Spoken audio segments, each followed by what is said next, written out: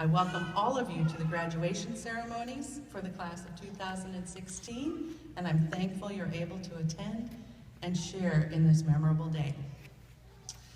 It's my privilege to introduce the first of three valedictorians who will be speaking today.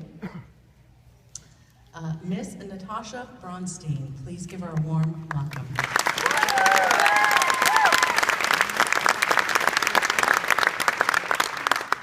Good afternoon, everyone. My name is Natasha Bronstein, and I'm honored to stand before you today as a valedictorian of the Washington Virtual Academy class of 2016. Now, I have to admit, I've never actually met any of my fellow graduates in person before today, but I know that we've been joined through the education we've received at WAVA. For me, one of the best benefits of attending WAVA has been the ability to travel while doing school. My favorite WAVA teacher, Mr. Chris Butler, always says during his Class Connects that travel is the best form of education, and I certainly agree. During the first 2 years of high school, I was able to temporarily move with my family to Hawaii, to go on a 4-day missions trip to Mexico, and to tour the country of Israel for 3 weeks. I realized that life is more than my little bubble in Kent, Washington. There's an entire world out there filled with 7 billion people. We each have individual feelings, dreams, and goals. In Hawaii, I saw entire beaches lined with magnificent mansions, but they were completely deserted. And in Tijuana, I saw families living in houses that were barely more than shacks.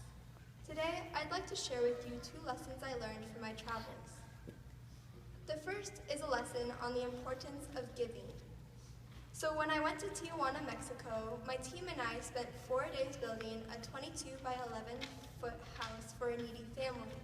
We didn't have any power tools, by the time we were finished, the house had no electricity, no insulation, and no running water.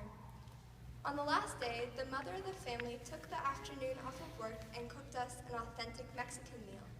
While she was able to feed all 18 of us, I noticed that her and her family did not eat anything that evening. While we were able to give out of our abundance, we gave our time, some effort, and some resources, she thanked us out of her lack. And that meal was worth more than gold. I learned that I need to go out of my way to give to others because it can impact them in ways I cannot even foresee. Another lesson I learned was a lesson on the importance of ohana. Now, to steal a line from the Disney movie Lilo and Stitch, ohana means family, and family means no one gets left behind or forgotten. When my family lived in Hawaii, we were able to apply the Hawaiian cultural idea of ohana to our own family. An example of this is when we would go and play in the waves. Now, when you're playing in the waves, you always have to be paying attention, otherwise you'll be tumbled, blended, and washed up the beach when you are least expecting it. And when we would take my family of 8, which is comprised of many little siblings, out into the waves, we'd all have to watch out for each other.